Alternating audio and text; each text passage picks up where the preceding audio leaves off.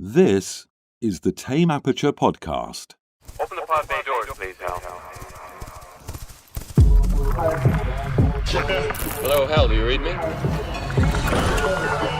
you read me, Hal? Do you read me, Hal? Affirmative, Dave. I read you. I read you. I read you. Open the pod bay doors, Hal. Come on down and jump some of this shit. You'll always have backup. Sorry, Dave. I'm afraid I can't do that.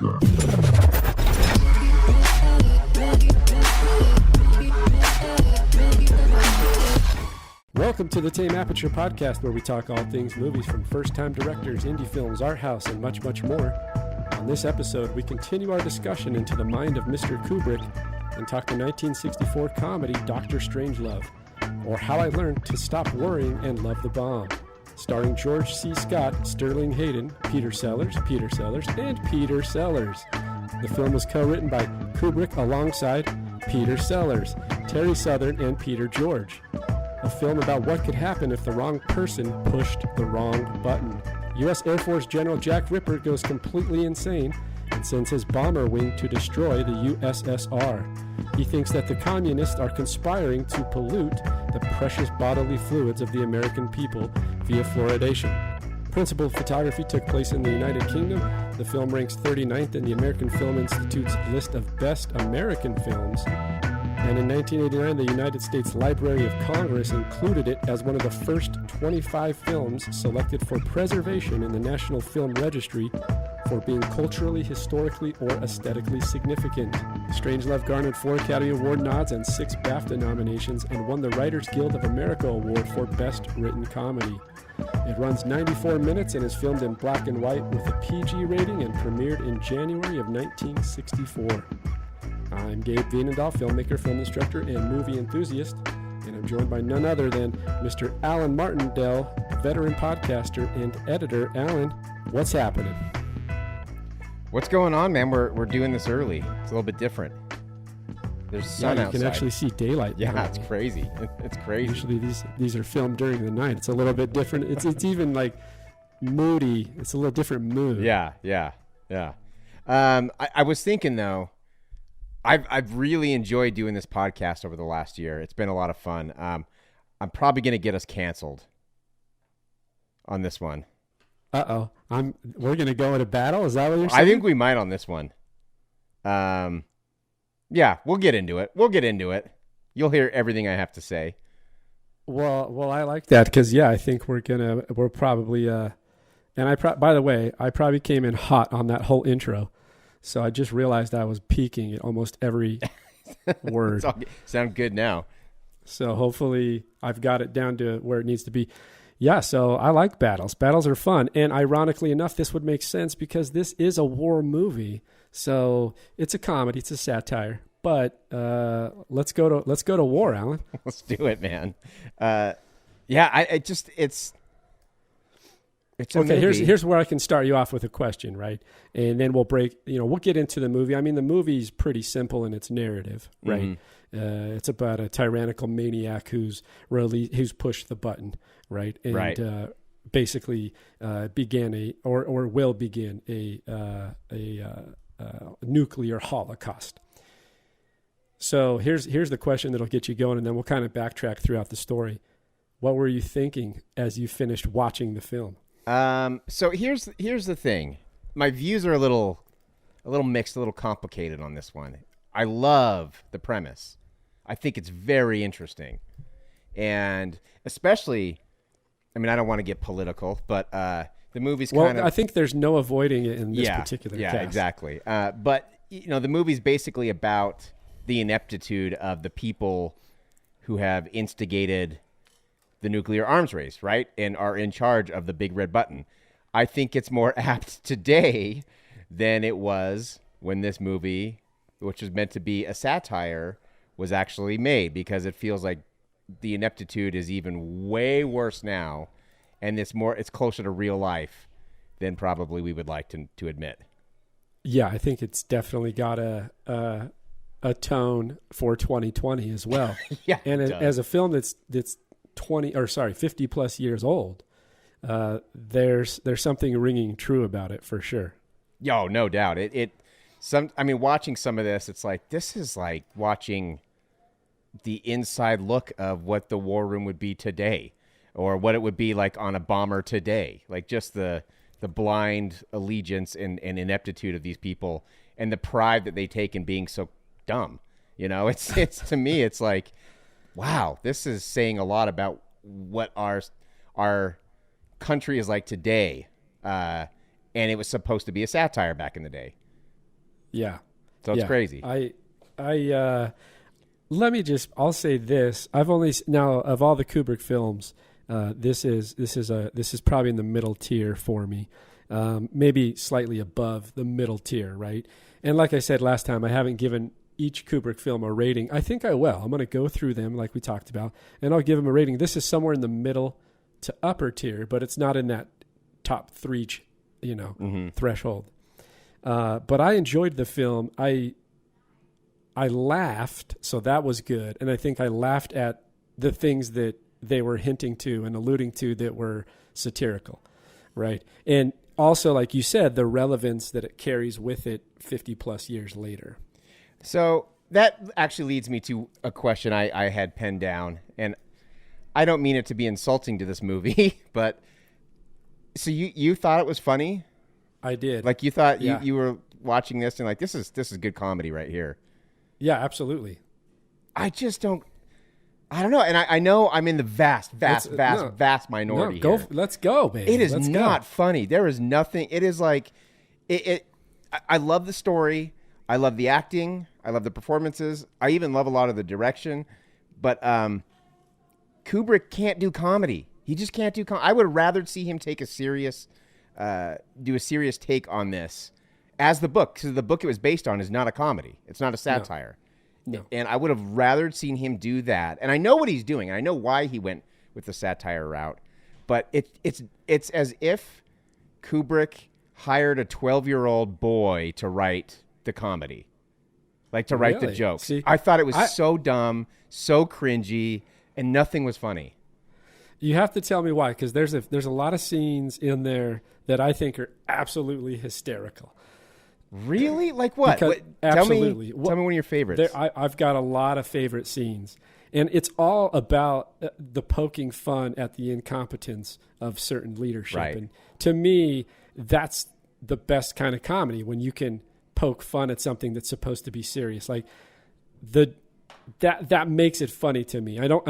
He's alluding to the ignorance at a high level, right? And I like that. So, and I think the General Turgidson, who's played by George C. Scott, to me is absolutely hysterical as a character. And I'll give you a scene here that I thought was absolutely hysterical. It's when he's explaining to the president that he cannot recall the aircraft. And President says, "Do you mean to tell me, General Turgidson, you are unable to recall the aircraft?" So what's happened, for those listening, is they've sent one of the captains has issued a code red and sent the nuclear B-52 bombers to hit a target in Russia. And the president says, "You can't recall those?" And he says, "That's about the size of it, sir." He says, "However, we're playing with every possible three-letter combination of the code, but since there was 17,000 permutations, it takes us about 2.5 days to transmit them." And then the president goes, "And how far is the target how far is the bomber off the target?" And he says, 18 minutes, sir. To me, that's funny because, I know that if you have to, it's funny because it's the incompetence at that level. You would think there would be, there's some truth to it. Right. And so that's what makes it funny to me, because all you can do is laugh. What are you supposed to do I would say over the past whatever many years, what are you supposed to do if somebody who has access to these codes can basically begin the nuclear holocaust? Yeah, it's scary. That's a true statement. And so the stupidity of those in charge makes me laugh. I know that was the intent. I get it. I just don't think Kubrick's funny. I don't think there's anything about him that's funny. I don't think he has any sense of humor or knows. And this is why I'm baffled, because I was reading up, and this is on the list of 50 best comedies of all time, and it's hilarious. And there was one part that I thought was clever and kind of nailed the point he was trying to get across. It really nailed the satire, and that's towards the end. And the president asks George C. Scott, is there a chance that this bomber could get to its target? And he's like, have you ever seen one of these things, man? And he's like explaining it. He's so excited about the American spirit and how these bombers are so badass and they could do everything they want. And he's like, so are you telling me there's a chance it could get through? And he's like, hell yeah. And then he realizes the gravity of what happens if this thing gets through. That was the one point in the whole movie where I'm like, okay, that was effective satire. I think that was good. Everything else was over the top and not funny. Like Peter Sellers.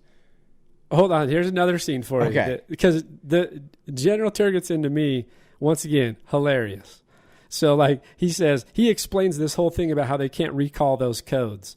And then the president says, and General Ripper, who sent the codes off and basically has gone dark. He's gone dark. No one can get in touch with him, and he sent the bombers off. And the president says, we know this man is obviously a psychotic. And then it cuts back to Turgidson, and he says, well, I'd like to hold off any judgment on that, sir. And then he continues. I think the satire is great. You gotta defend your viewpoint here more. I think I want to know. You say Kubrick can't do comedy. That's fine, but I want to know what about it doesn't work for you on a little more detailed level. So, okay, here's the thing. Like I said, I love the storyline. To me, it's such an interesting thing. Like the story is so interesting. You don't need to try and make it funny. Like you don't. I'm already engaged. I'm already, just by the nature of the story, I'm already engaged. These jokes are not funny. Peter Sellers is not funny. There's nothing. It is to me. This movie. This is so bad. I thought the comedy was so bad that it was almost offensive to me as like a rational human being. Like it's almost like insulting the intelligence of the audience to be like, isn't this fun? Like Dr. Strangelove, the character, is so annoying. Is so annoying. Like it's not funny or clever or anything. The dude, the pilot in the bomber, and I know Slim Pickens. Oh, I hated every second that he was on camera. I detested it. We're on completely different playing fields, and I love it. You would rather have had Kubrick create Crimson Tide. Yes, absolutely, because I think Kubrick is such a talented filmmaker, and his take is always so beautiful and enthralling that this story deserves better than a ham-fisted attempt at comedy. I know why he did it. Again, I know why he went the comedy route. I know why he went for satire. I get it. It just didn't. The only thing I could think of is he's just not funny. I think that, well, this is, I mean, first off, do you have a sense of humor, Alan, for satires? Yes, I love satires. Do you like The Naked Gun? Love do you like Naked Monty Gun. Python? Yes, love it. Love it. This plays the same as Monty Python to me. It tries to. In its tone, it plays the same kind of way to me, satirically, as those types of films. There's another scene. I mean, the whole George C. Scott character. I mean, he's in the middle of this war room, and then he takes a call from his mistress secretary and starts telling her, like, he's in the most important meeting in the world, and what's the most irrelevant thing you can do is take a call about when he's coming back to the room from the mistress secretary. I like the little line at the end of that phone call where he says, "Don't forget to say your prayers." Yeah. And he adds those little silliness things in. I like that. I mean, there are moments that are good, but overall, to me, if you're going to go Naked Gun, you got to go Naked Gun. Like, you got to do Airplane and make it crazy, you know? To me, there was too much boring instances in the bomber where they're doing all the codes and they're like, that went on and on and on. That seemed authentic, and that's fine. But if it's going to be that authentic and you're going to take the time to be that authentic in there, why are you bothering with this dumb comedy stuff that doesn't work? To me, tonally, it just didn't. You either got to go all in on the comedy or you got to go all in on the seriousness.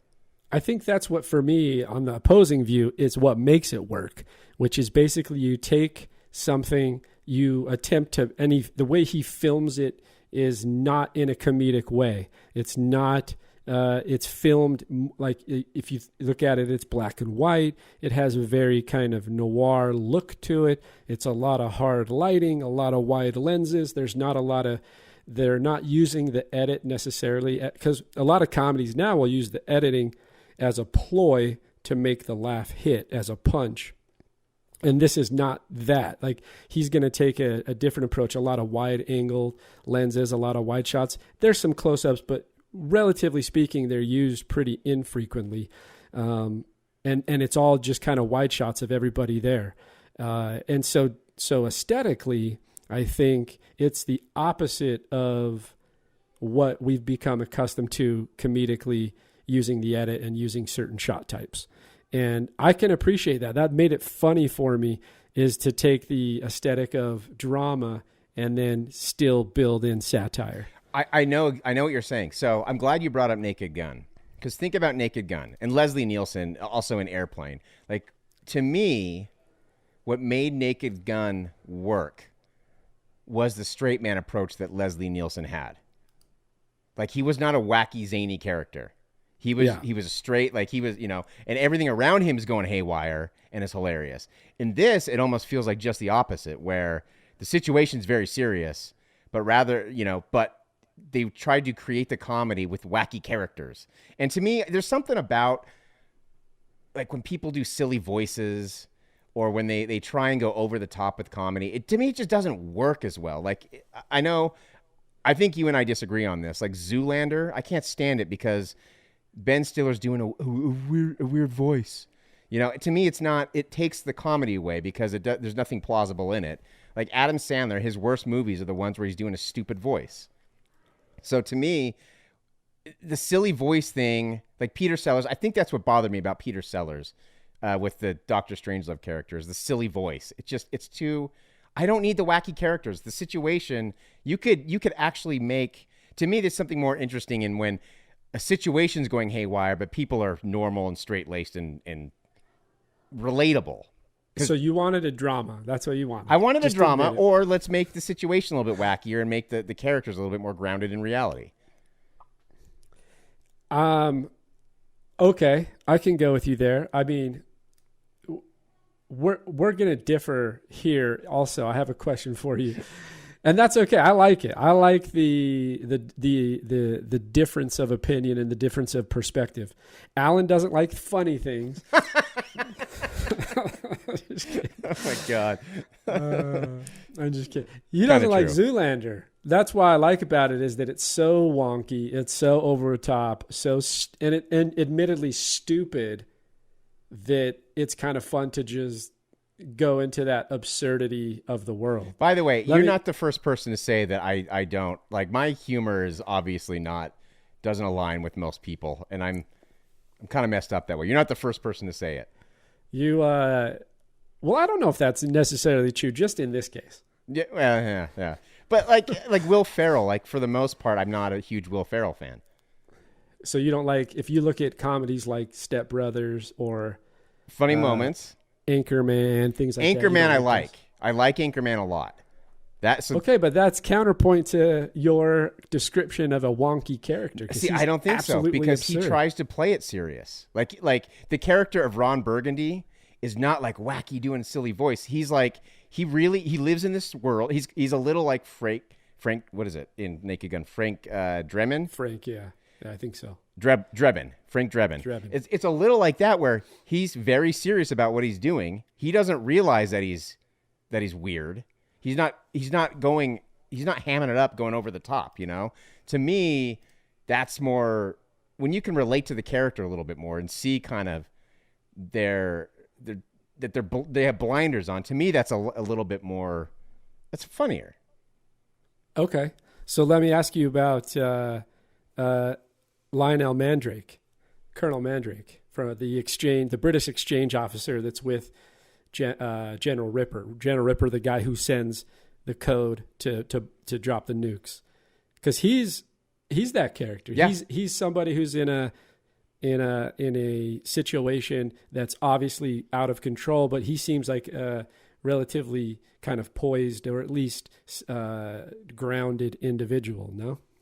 And I liked that character way more than Dr. Strangelove. Like, to me, I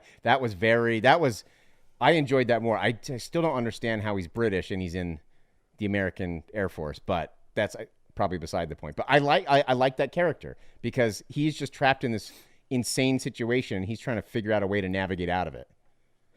He's just an exchange officer. It's actually not uncommon. So is that what it was? Okay. Yeah, so they have exchange. I don't know the depth of it. We need a military specialist, but I know that that's not uncommon to have an exchange officer from other countries come into the military departments of other countries.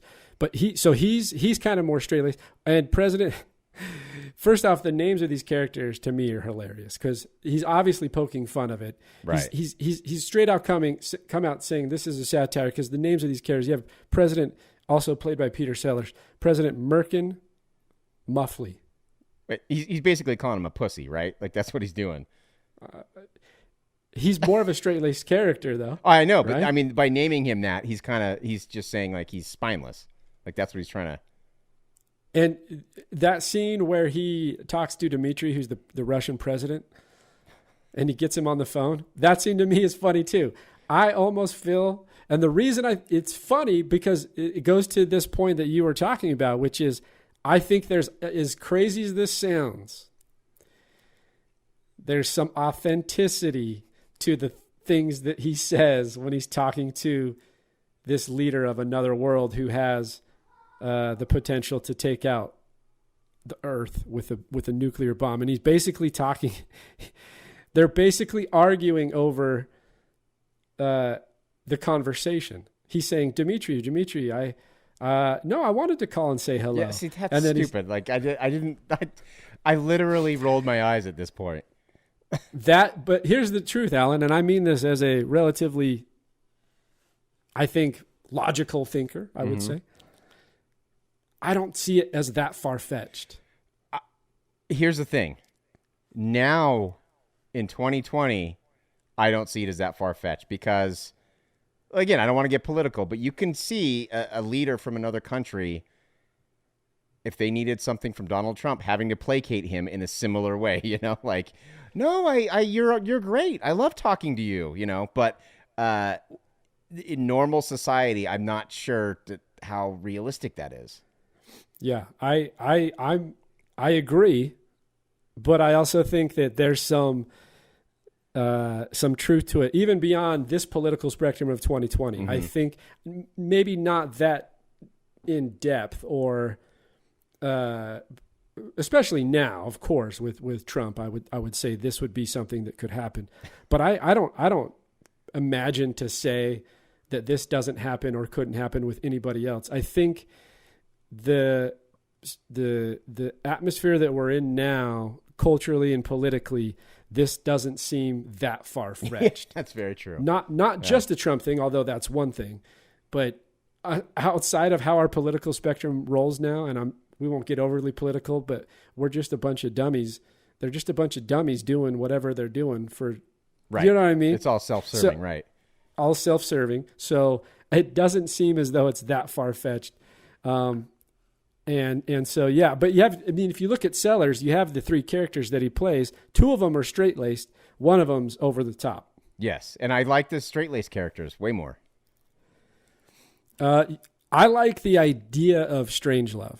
I like the, I would agree with the that. secret mission of him being a German defector who has come to the United States after post-World War II and is a scientist, with his hidden agenda still in place, which is his Nazi tendencies. Yeah, I mean it's Operation Paperclip, right? We did bring Nazi scientists over after the war and gave them, I don't know, immunity or whatever, and gave them jobs essentially. And so I like that, and I liked what they're trying to do.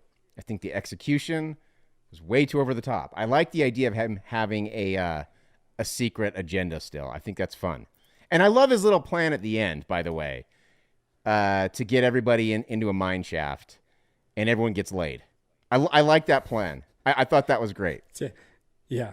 10 women for every man, and then they just multiply for years and years, and it's just like Well, he's trying. When the general's like, well, wouldn't we have to give up monogamy? He's like, it's a sacrifice we're just going to have to make as men, Like, it's so good. I think the other thing to take into consideration when you're watching this movie is that, you got to remember this is, maybe 15, I guess 20 years post World War II. It's the early to mid 60s. Vietnam's going to start up shortly. So I think the ability to satirically jump into a kind of war comedy, the timing of that, you're talking about between World War II and just right at Vietnam starting, essentially, and being able to attack something so serious.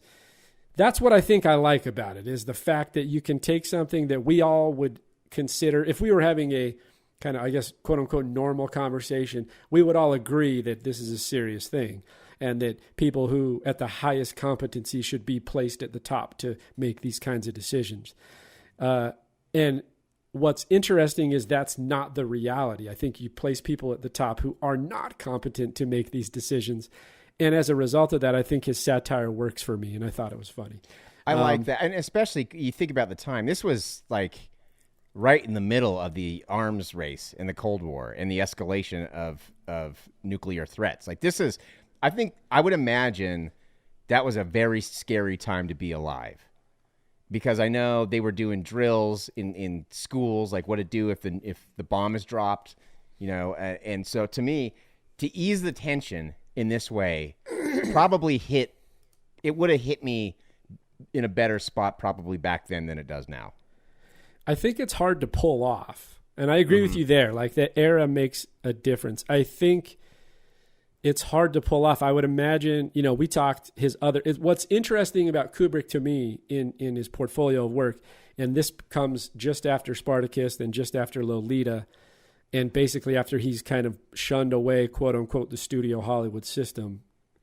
And he makes this. And I think too, and this is a stretch, but I also think just studying some of Kubrick's material and some of his film philosophies, things like that, is that, and this is a question I have for you, and it's one I thought about, which is, what comment is the author, and I say Kubrick by the author, trying to make about the culture or about certain industries or characters, we'll say. And I think part of it, in his own subtle way, is also plugging the fact that the Hollywood system in his own subtle way. This is a stretch for me, right? But I think about going forward, he always kind of pokes back at the Hollywood system in his films after Spartacus. So this is the idea that you have a bunch of people trying to oversee, trying to lead, who are incompetent and try to get their fingers into every little thing. And ultimately they end up, fucking it up. Right. No, I like that theory. I think it's good. And in regard to, so you said something earlier where, we kind of expect the people who have their finger on the red button, the people in charge, and they have tasked themselves with keeping us all alive as a society and as a country and as a world. We trust that they're the smartest and best of us. But oftentimes, in fact, all the time, they're not. But they're not necessarily. Or I don't think we trust that I'll say we hope. We hope. That's right. We would like to trust that. Like, we would like to believe that. It makes us sleep better at night if we believe that these people are know what they're doing. Right. I don't know. Do you ever listen to Hardcore History? No, I listen to Drunk History. Drunk History is great, yeah. But Hardcore History is, to me, in my opinion, the best podcast ever made. It's by a guy named Dan Carlin. He goes back and he tells, it's a history podcast, but he tells it in a great way. It's fantastic. But he has another podcast. It's a little bit more political, and he told a story one time saying that he used to be a reporter. So he would have access to senators and congressmen, and he'd go to these dinners in Washington, and he said that the scariest moment of his entire life, and I'm paraphrasing, so I could be wrong, but from what I remember, he said the scariest moment of his entire life was going to one of these dinners, meeting all these these lawmakers and realizing they are no smarter than anybody else. Right, right. And I think that's kind of the point of this movie. Yeah, I think and that's the question. I think for you just answered my question, which is what comment is the author making? I think that is part of it for sure. On a side tangent to that, I completely agree, which is I was doing as a side note here, I was doing a video for somebody who's a really smart guy, for lack of giving away too much, super smart guy. And I'm watching his video, super interesting. He's talking about computing and cloud migration and all this crazy stuff technical stuff. Super nice guy, super smart guy. And I thought, why don't people here's what I thought politically, and we'll get into it a little bit. Why aren't people in that caliber the ones that are running and trying to be politicians for we want that hope. That's the only way we're going to get it, is putting people like that at the seat. And what you just said about him going to these parties and realizing, man, they're not that much Harvard educated lawyers. The truth be told, 9 out of 10 of them, there's always that one anomaly, but 9 out of 10 of them are not any smarter than us. And that's a little bit worrisome. Yeah. Because imagine us being in charge of the nuclear arms in this country.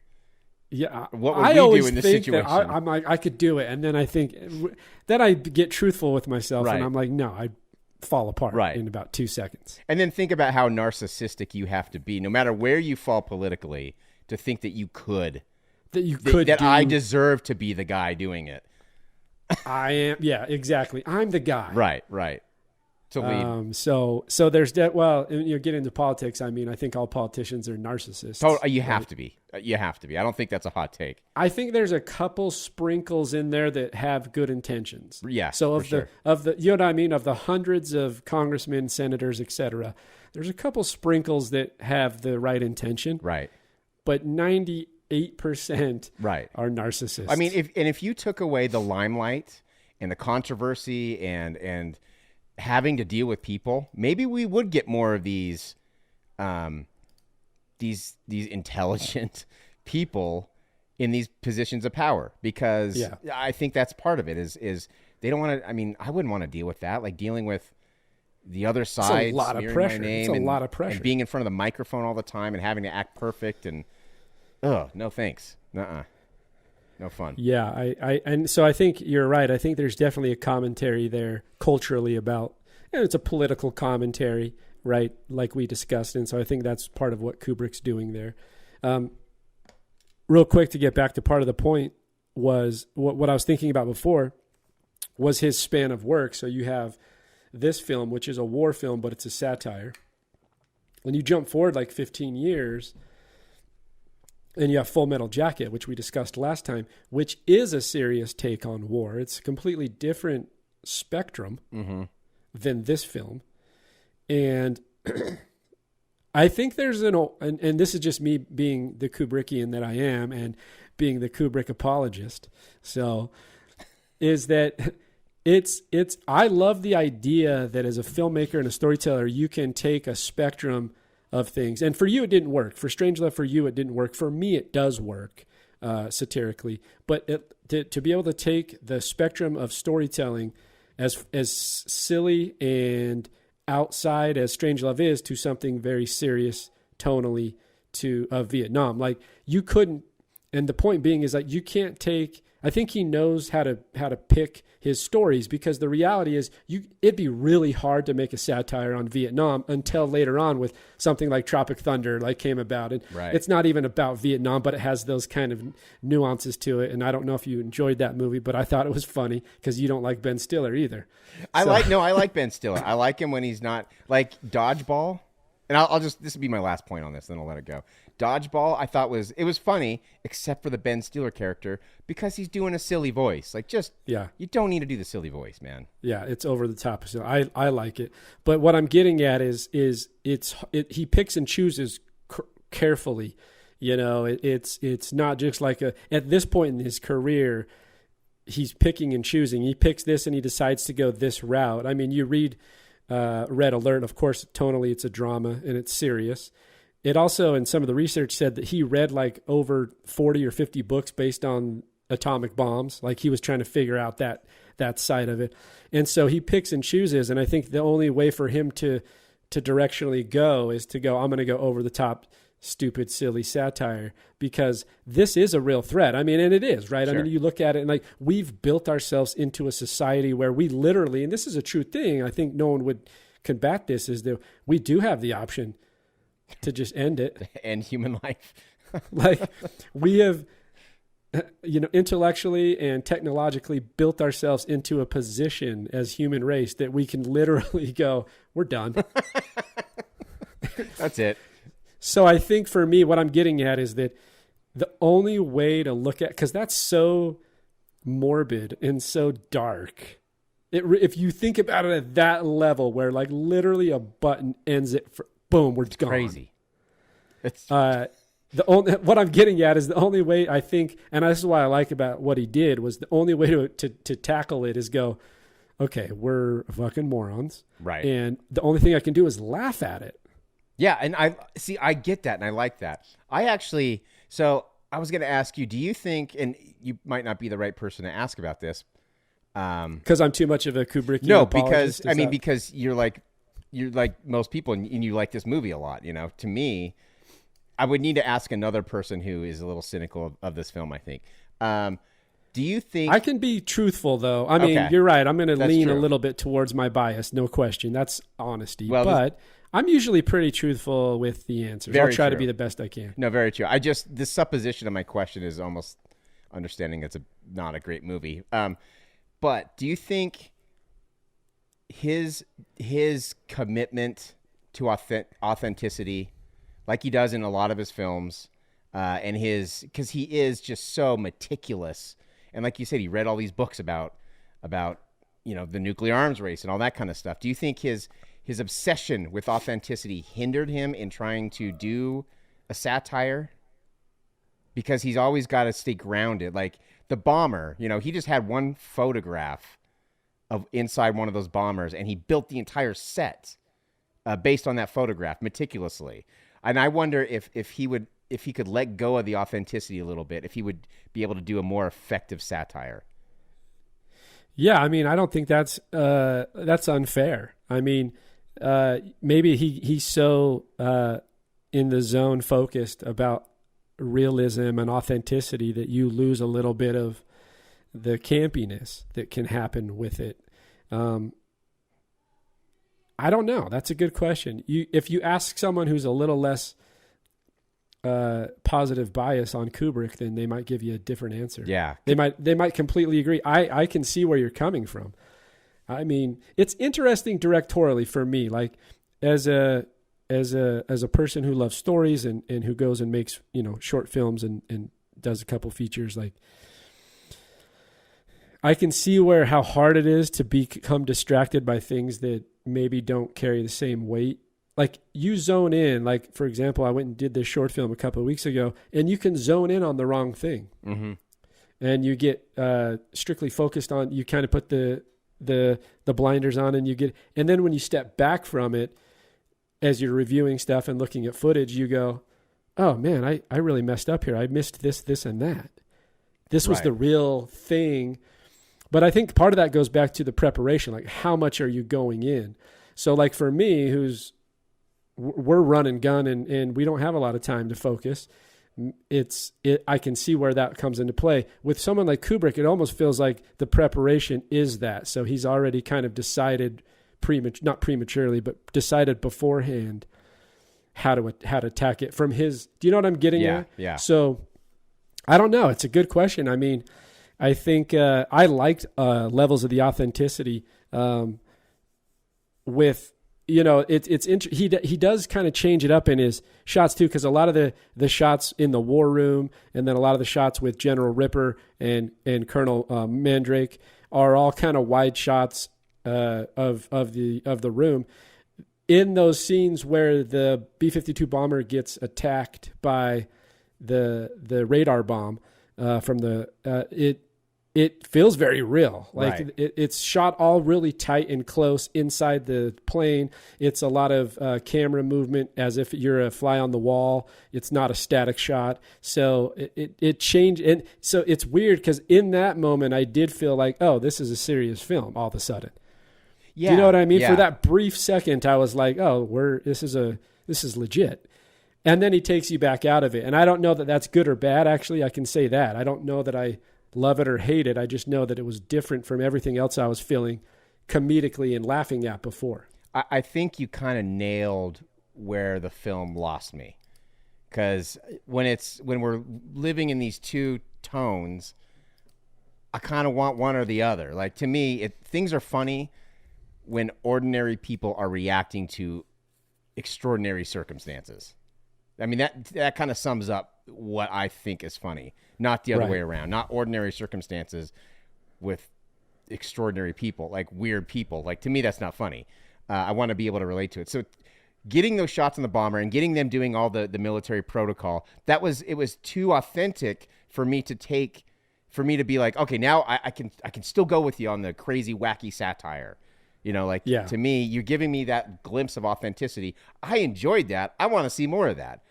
To me, that's where I did like those scenes. I mean, they're filmed well. That's one thing I was looking at outside of the satire was they're filmed really, really, really brilliantly. Like, they're put together. They well. are. It's gorgeous. Everything he does is gorgeous. And plus, James Earl Jones. You got Darth Vader. You got Darth Vader in there. a young Darth Vader. He makes everything better. So, just to walk through the storyline to get us kind of to the end, and then I've got a couple more questions I want to address with you. So the whole back and forth is between the Russian government, the president of the U.S., who's played by Peter Sellers, and they're going back and forth. They're trying to figure out how to navigate this. I mean, even so much that they know they can't call the bomber back because it's off comms, but they're going to send craft to destroy it and knock it off its target, etc. So that's the idea of the story going forward. Tell me your either least favorite character or favorite character. In your case, probably least favorite character in this film. I'll give you both. My least is Dr. Strangelove. I don't think there's anything real redeeming about it, and I think it's just the wacky voice and the over the top. I don't know. I felt like I was watching some old timey. I don't know. It didn't hit right with me. But I tell you, the character I loved was General Ripper. I loved him. I thought he was fantastic. And we talked about Sterling Hayden last week with The Killing. I thought he was just fantastic in that role. And that was just enough quirkiness and over the topness for me to still be like, okay, I'm still on board. I really enjoy that.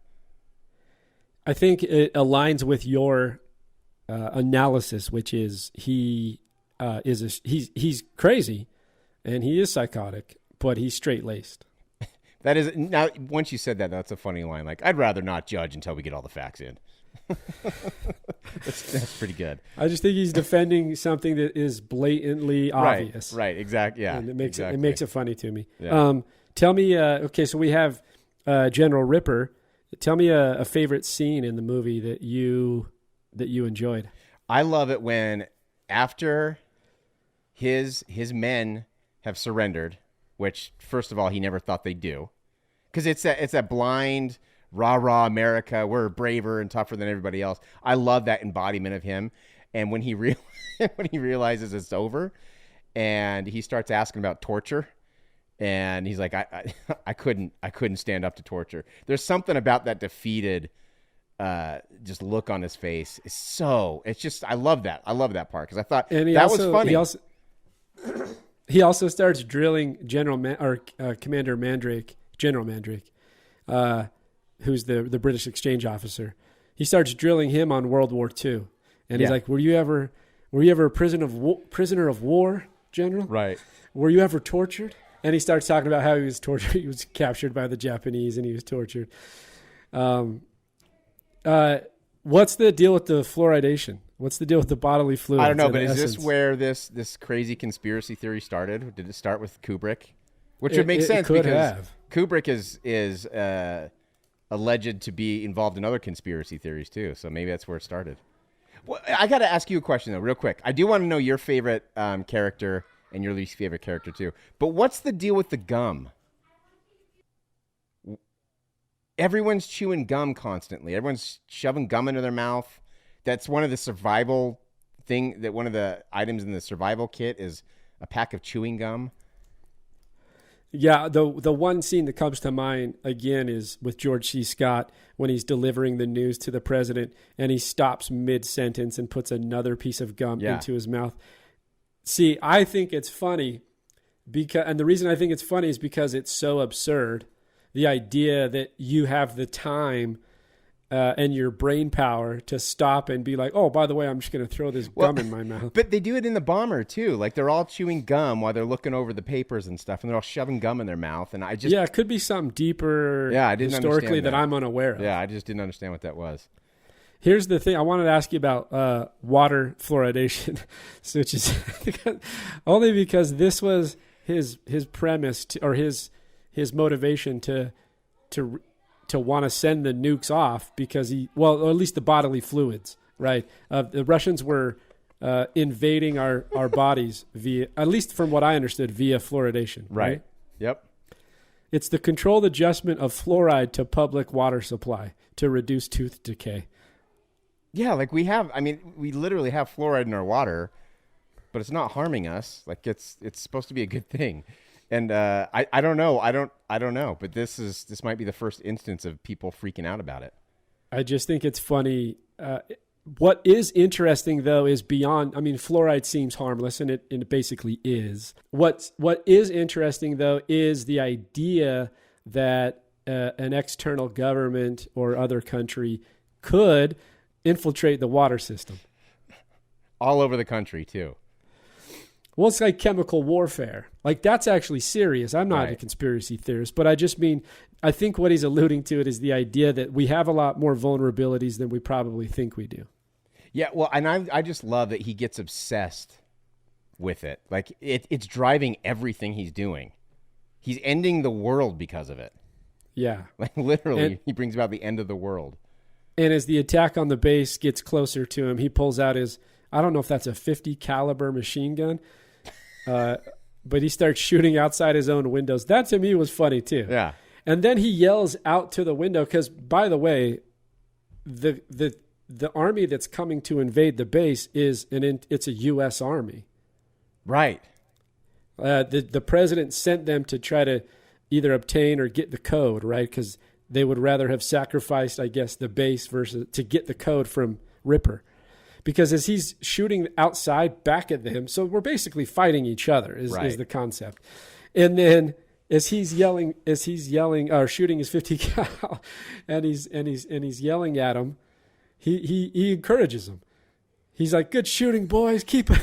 He's like, "You're doing it the right way." I thought that was funny too. Yeah, I thought that was good. Cuz he cannot he can't get that part of him. It's like he's pro army and military or Air Force, I guess, and he can't get that out of him. You know, even when he's fighting against these people, he's still like super go America. Like, you know, it's just fun. I think that's what this movie does so well is these characters are not able to shed who they are, even in the midst of an absolute annihilation of the entire planet. Right, under the highest of pressure. Yeah.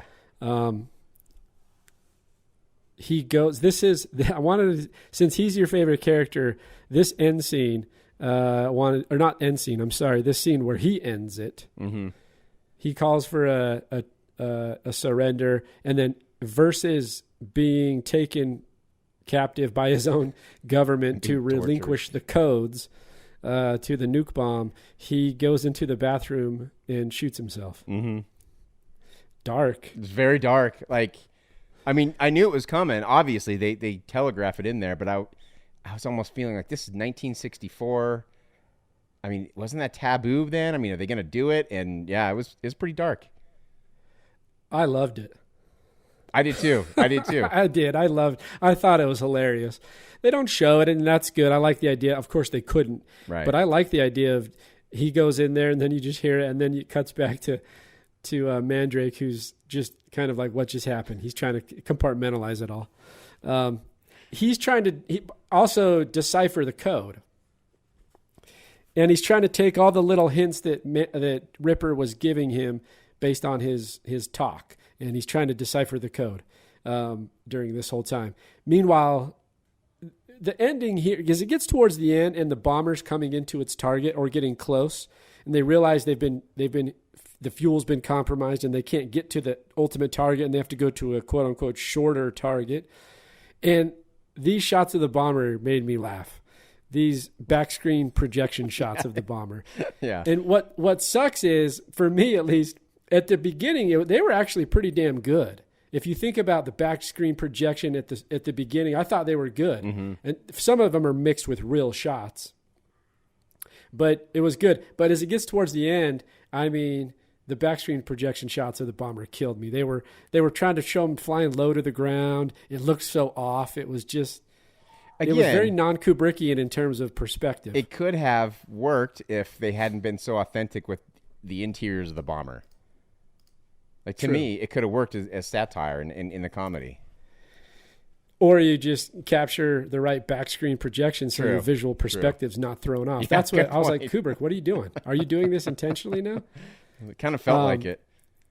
So the bomb, they basically, what ends up happening towards the end is they can't stop it. He's going. And Slim Pickens says, hey guys, this is Alan's favorite part, by the way, I can tell based on his scoff. He scoffed right there, everybody. Alan just scoffed at this last part, which makes me laugh. I more scoffed at Slim Pickens. Like, oh, I know. That's what I mean. That's what I mean. It just makes me laugh. I got a scoff from Alan. I love it.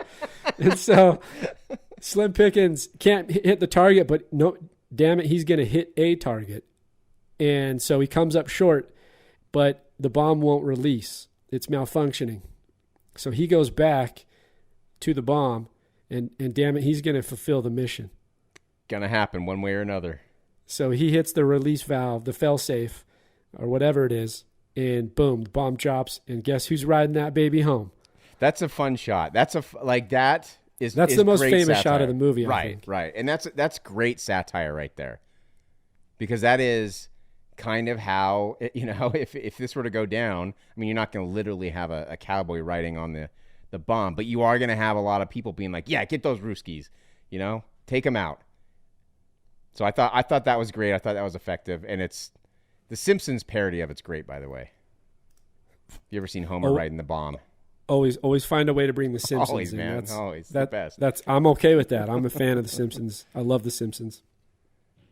So that's almost the end, and then it is the end until we cut back to the Dr. Strangelove, and he just can't contain his German Nazi underlying philosophies, and all of a sudden, I thought it was funny because when he gets up and says, Mein Führer, and then he says, I can walk. Yeah. And he's out of his wheelchair that he's been handicapped to the entire film. I thought it was funny. And then it basically cuts from there to a montage of nuclear explosions. Mm-hmm. I thought that was a little wonky, that edit there. I would have liked to have seen something to indicate that the war room got it, blown up there too. And it's played over the song We'll Meet Again. And so I don't know if that's true. Because they just blew the world up. What do they say? Within 10 months, no one will be able to survive? Yeah, because part of the plot was once the Americans were going to go to Russia and hit a target with a nuke bomb, then Russia came back and said, we have the... Doomsday Machine. Thank you. We have the Doomsday Bomb, which is a bunch of bombs planted under the ground that if we hit the detonator within 10 months, due to radiation, the entire Earth will be compromised. Yep. And it goes off automatically. There's no way to stop it. Right. So, let me ask you one question. So, final scene in the war room, the Russian ambassador sneaks off. Yeah. What is he doing? Is he planting a bomb? What is he doing?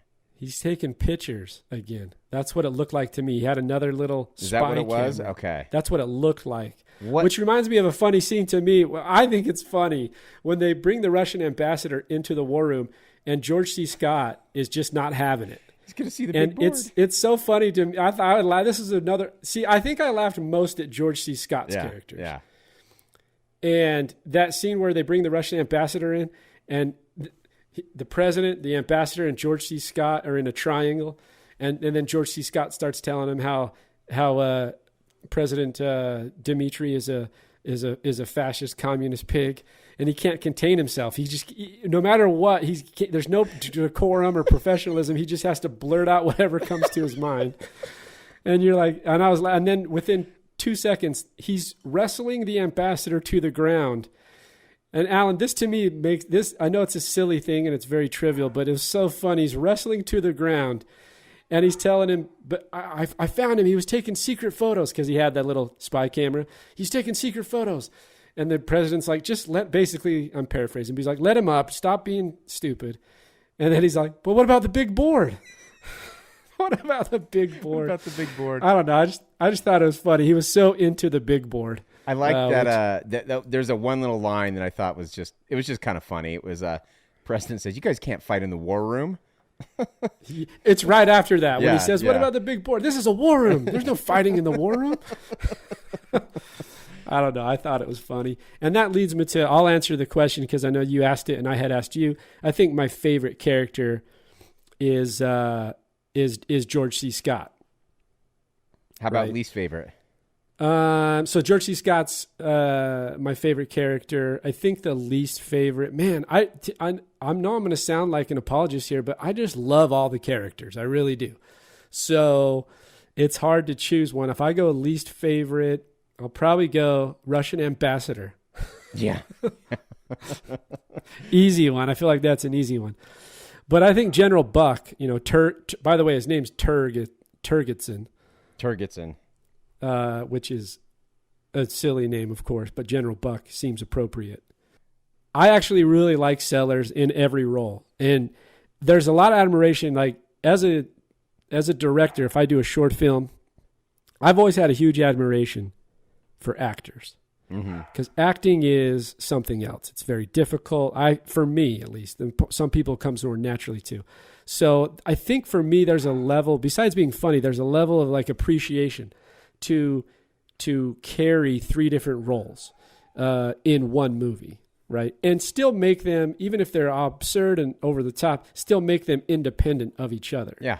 So no point during the film that I go, oh, it's just Peter Sellers again being stupid. Like they all had their little nuance Sure. that felt different from the other. So I liked Peter Sellers in this film a lot. So here's a quick unless you have anything else. And so by the way, the story ends with nuclear holocaust. The world's exploding. The world's done. We're all gone. That's it. What? And wasn't it hilarious? Wasn't the journey hilarious? Not for Alan. Not for me, man. It was for me. I think here's my thing is presenting the reality of the situation, which is nuclear holocaust, using a satirical model structure was funny. So I was okay with it. Here's what I want to read. Let's see who agrees with Alan on the film, and let's see who agrees with me. I'm going to guess not many people agree with me because this movie is beloved. People love this movie. Well, it's not the highest rated Kubrick film. Good. Remember, we talked about that last podcast. Yep. The Killing came in at 98%, if you remember. Okay, I'll read some audience reviews. This will make Alan laugh, though. So the movie didn't, No. but these are sure to. If I could, now the trick here, Alan, like last time, I think with a lot of Kubrick films, will be, like you said, finding the opposing view. I'll read a couple that are 5 stars first. Okay. Amir says, the best movie of my life. Oh my God.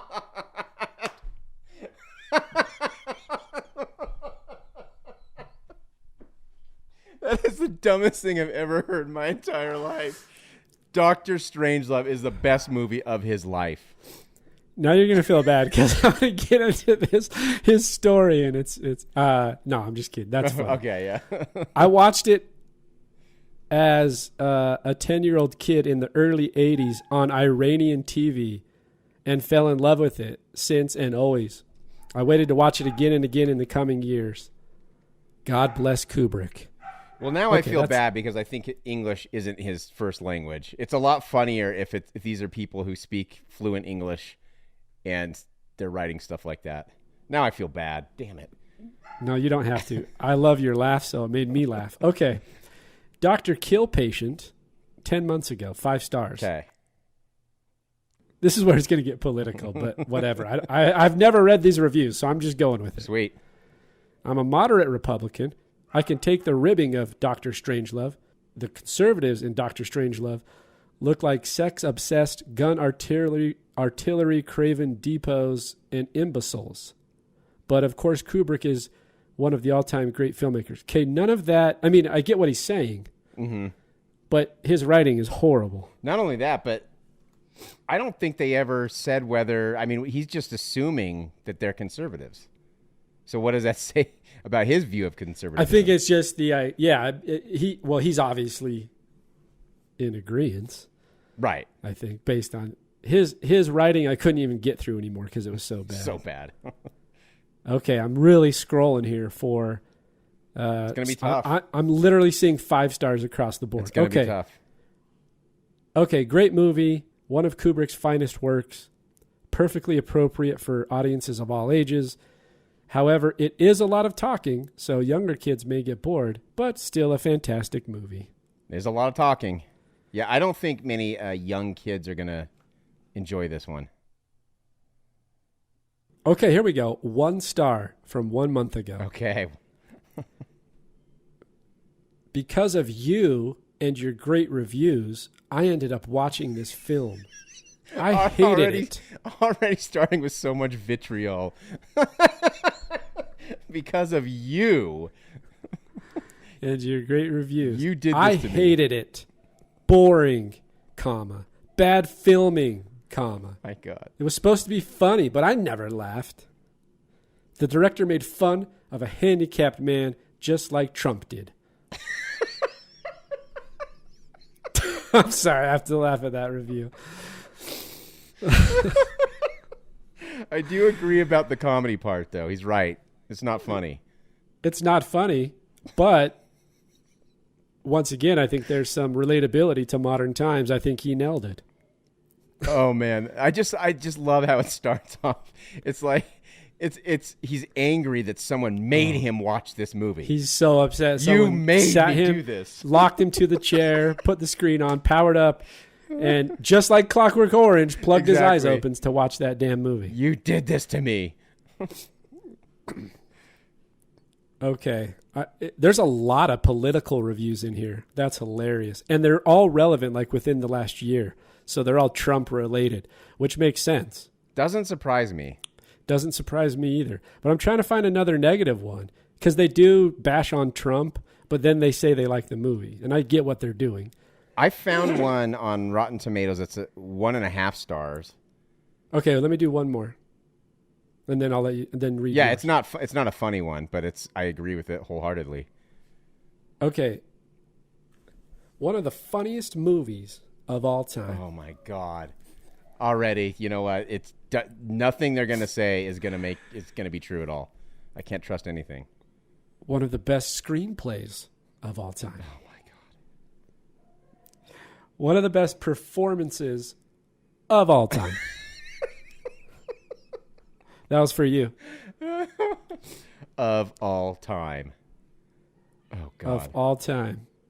Okay. And I love Kubrick, but I do not agree with that high of a accolade necessarily. And I want to know who they're talking about who has the one of the best performances. It's got to be. Okay, here's my last one. No, that's not it. That doesn't even make sense. Go ahead and read your 1.5 star. Okay, and it's not funny. It's not good. But to me, It can be funny if you read it that. You got it. I don't.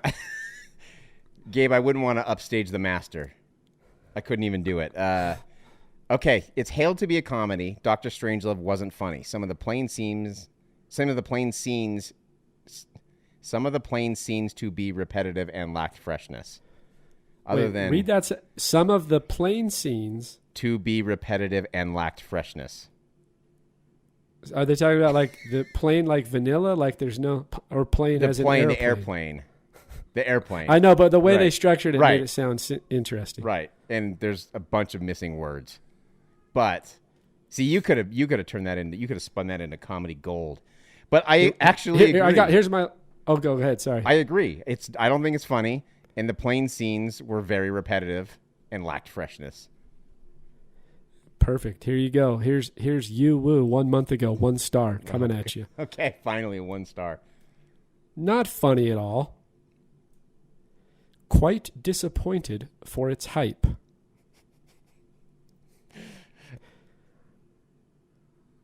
I thought you'd like that one. I like that. Was that You Woo? That was You Woo. I agree with You Woo. I wanted to find one more, but I can't find one that's... Okay. And this will go into my summation. What can I say but watch it?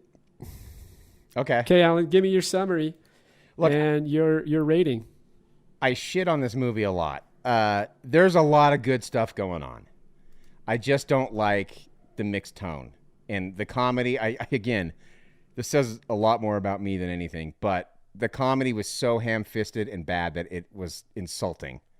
And it was a little offensive some of the stuff that they spoon-fed to us and expected us to think was funny. But there's a lot of good stuff in here. I think all the performances are great. Even though Peter Sellers, I didn't like him as Strangelove, his performance is still great for what it is. That's just, that was the role. So I don't know. For Kubrick, I'm disappointed because I think it's just he can't do comedy. He's not funny. Have you ever heard any stories of him laughing ever or smiling? He doesn't.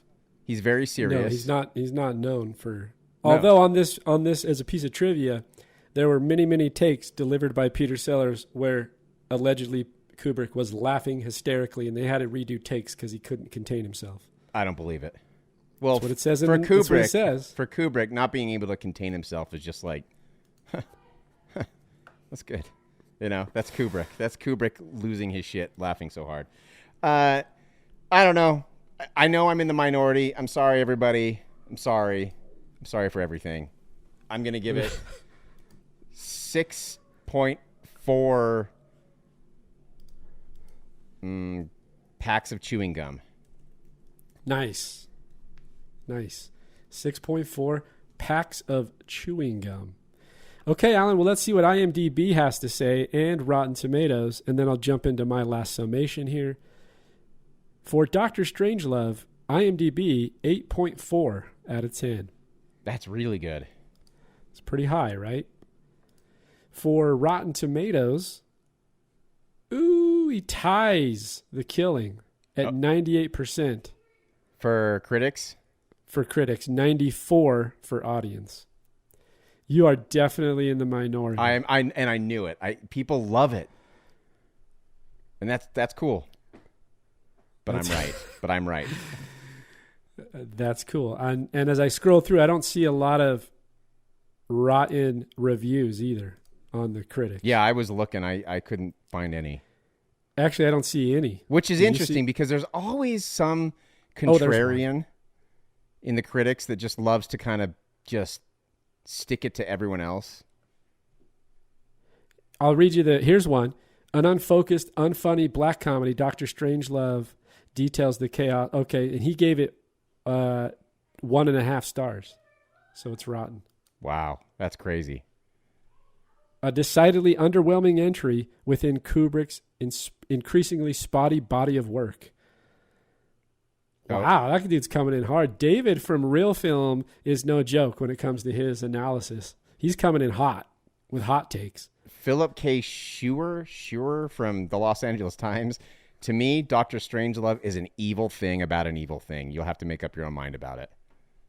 An evil thing, huh? I don't know if I'd call it an evil thing.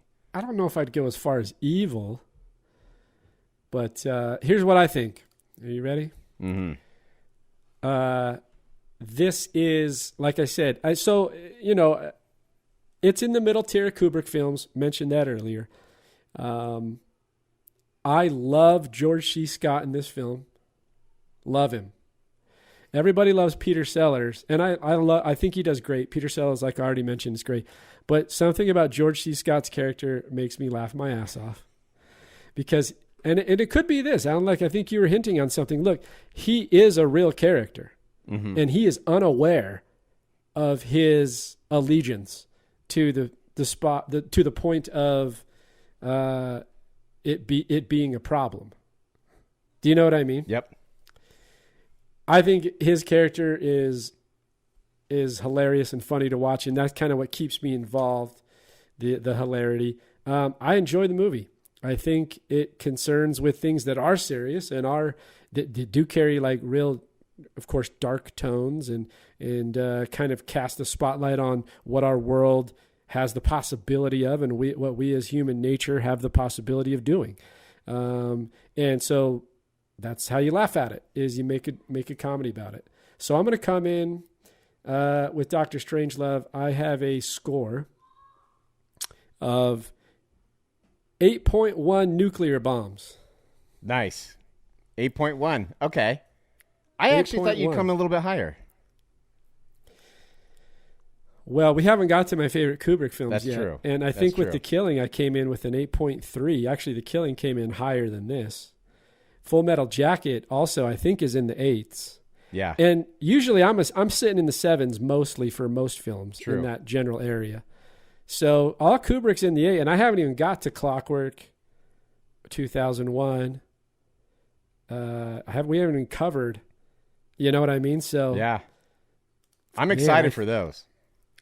Well, Clockwork's up next. Yeah, Clockwork Orange is what we're going to cover next. Clockwork's going to be fun. That's in the top 3 for sure. Yeah.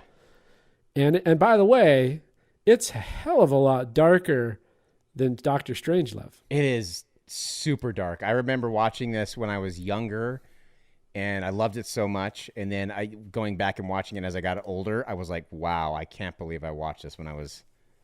I can't believe I didn't realize how super dark it is. And we'll get into that on the next podcast as we continue The Mind of Mr. Kubrick. And I would say this is part 1 of the series, and we'll eventually sometime in the future continue with his library of work. This is Gabe and Alan with the Tame Aperture podcast. Go check us out at tameaperture.com. Look for previous episodes on all the streaming platforms, including YouTube. This is Gabe and Alan with the Tame Aperture podcast and our review of Dr. Strangelove, or How I Learned to Stop Worrying and Love the Bomb. Until next time, everybody, peace. The Tame Aperture podcast is produced by Dutch Angle Pictures in association with Studio B Productions. Listen, watch and subscribe on Apple Podcasts, Google Play, Spotify and YouTube.